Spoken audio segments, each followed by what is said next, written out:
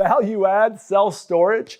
I wanted to laugh. Like many of you, I came out of the single family or multifamily world where value add really meant something. Well, it meant countertops, cabinets, lighting, paint, fake hardwood flooring, bark parks, things like that. But in self-storage, what do you got to value add? I mean, look around here. We're talking 4 pieces of sheet metal, a floor, and a door. Oh, and some rivets. Where are the value adds? I pictured a tenant moving out, an employee coming over, sweeping out the unit, and then setting it up for the next tenant. What value adds? Well, I laughed, but I was so wrong, as you're about to see. Today, we're going to talk about the value adds, the many value add opportunities in self-storage that professional self-storage operators use to increase income and significantly increase value for their investors. Before we do that, I want to tell you about Jeff Bezos. Now, Jeff Bezos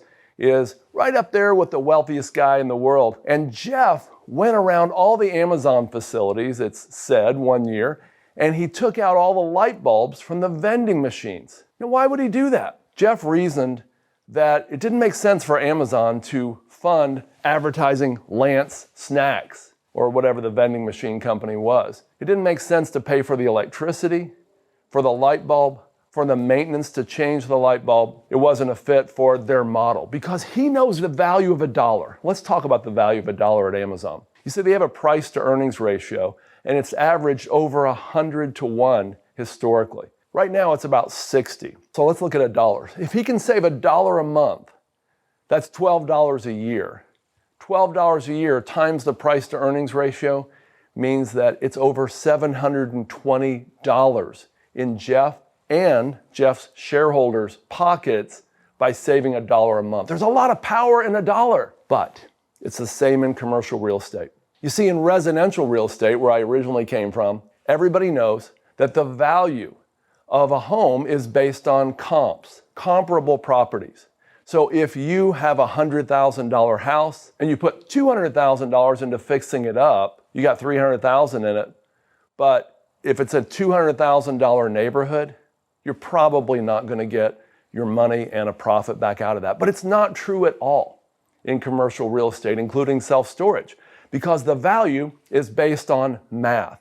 It's a simple equation, really. The value formula is value equals net operating income divided by rate of return. Now, the cap rate is the rate of return for an unleveraged asset for this type of facility in this location at this point in time in this condition. And so the cap rate on self-storage has dramatically compressed over the years, which means the prices have gone way up as this asset class continues to become more and more popular. Cap rates might have been 10% years ago, but they're running sometimes below 5% right now, which means the value per dollar of net operating income has doubled. Before we go on, I want to add one point. If you add a little leverage into this equation, not only is the asset value significantly increased by adding income, but the return on equity to investors is powerful. It's multiplied further. The first one I'm going to go over is just renting vacant units. Now, a lot of mom and pop self-storage facility owners don't have the desire or the knowledge or the resources to maximize income. One thing they don't do well is fill vacancies. They don't like to do marketing. A lot of them don't even have websites. They might have a lot of vacant units. Hey, they don't care because this is already a cash cow in their mind anyway. You see, a lot of self-storage facility mom and pop owners actually already are making so much money from the income, and now that they're getting these elevated values, they're getting offers for double what their facility might have been worth a number of years ago. So they don't take the time to increase rents and to maximize occupancy and do a lot of other things, as we'll see. So again, point one, let's talk about increasing occupancy, filling vacant units. Let's say we filled 40 vacant units at a facility at $125 each. That's 40 times 125 times 12. That's $60,000 in increased income to that facility. $60,000, that's great. If you increase the income by $60,000 a year and divide that by 0.06, remember that's our cap rate, 6%, $1 million increase to the value of the facility. You see how powerful this is? Let's look at another example. Number 2, increasing rent by 10%. Now, if I'm an apartment owner and I increase my rent by 10%, a lot of people will probably leave. But at a self-storage facility, the tenants are generally more sticky. They have a month-to-month lease, and they're probably not going to move down the street for a $10 or $12 increase. So on a $125 self-storage lease, if I increase it by 10%, that's $12.50 per month. $12.50 times 500 units times 12 months is $75,000 in increased income. Again, that's great. But when dividing by the 6% cap rate, 0.06, that gives us an increased value, appraised value of $1.25 million just by raising rents 10%. Do you see the power of this formula? This is why we love self-storage, and a lot of others do as well. A third opportunity is renting space for a billboard, an ATM machine, a propane filling station, or a cell tower. Now, these can generate thousands of dollars a month. Let's assume for this example, you do 1 or 2 of those and you generate $2,000 a month. Multiplied by 12 months, that's $24,000 a year. $24,000 a year divided by a 6% cap rate is a $400,000 increase in value. You see the power of this? Even a small facility can do this, especially if they have a little extra space out front or out back. So a small facility that rents out to a third party like this can significantly increase income and value. It's a beautiful thing. Another opportunity that's real common in self-storage is truck leasing. Now you can sign a contract with U-Haul. Again, if you're a small or large facility, as long as you have an on-site person, you can sign a contract with U-Haul and you can increase your income by potentially up to several thousand a month. I have a friend with a facility in Florida that gets $5,000 a month. That's $60,000 a year from leasing U-Hauls. Now let's say you can do about half that, $2,500 a month. $2,500 a month is $30,000 a year divided by our 6% cap rate, and that's about a $500,000 increase in value. Imagine you buy a facility for a couple $1,000,000 and you only put, say, $700,000 or $800,000 cash into it. If you can increase your value by $500,000 just by signing a U-Haul contract and starting to work with them, that's a significant return on investment, return on equity to your investors and yourself. You see, the banks don't share in this upside, so we love leasing to U-Hauls.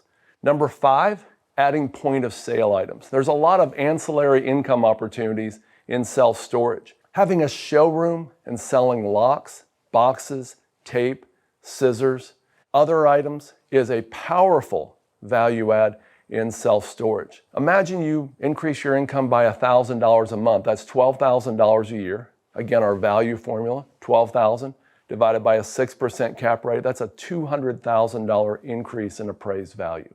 Number 6 would be adding tenant insurance. This may not sound like much, but there are insurance companies out there who will actually do an arrangement with a self-storage facility owner to actually share the revenue. Let's say they increase the revenue by about $5 per unit.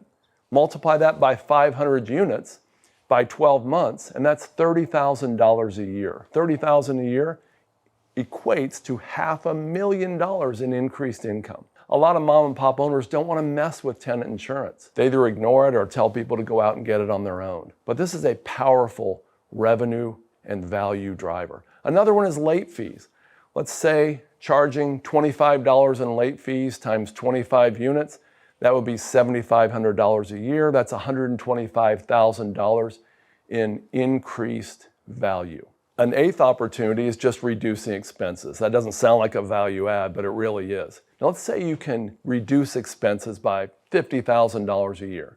$50,000 a year goes to the bottom line. That translates to $833,000 in increased asset value.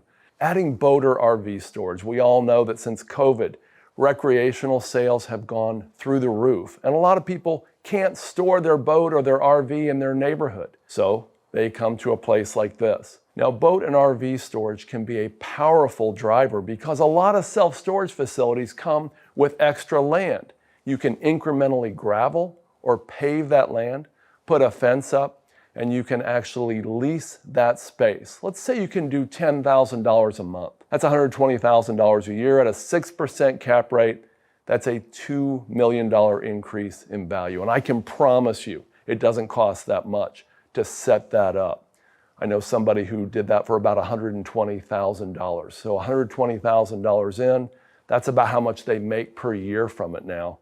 And that's a $2 million increase value. One more we'll hit, adding climate-controlled self-storage. This is our 10th value add opportunity. Let's say you can go in and you have vacant land. You've already got the marketing, you've already got the website, you've already got the front office, you've got all these non-climate controlled facilities typically, but you've got land that's already paid for. Now you add some climate controlled units, especially if you can do them out toward the road to make the facility look so much nicer, you can significantly increase value. Here's my example. You add 200 climate controlled units at $150 each a month, and that's an increased income of $360,000 a year. Now divide that by a 6% cap rate, and we're talking a $6 million increase value of the asset. And these are all examples. Every facility is different. Every manager's different. Every situation has different opportunities. There may be more that I didn't touch, but if you take all these and put them together, I just showed you how to increase value of a facility by over $12 million. And so this is a significant opportunity for self-storage. Buying value-add self-storage with a great operator in charge, a great property management team, great marketing, can significantly increase your wealth. So I'm excited today to tell you to buy my book. I'm Paul Moore with Wellings Capital, and I wrote a book called Storing Up Profits. It's from BiggerPockets Publishing, and I'm so excited to announce that this book is out now, and you can get it by going to BiggerPockets.com/storage. Have a great day.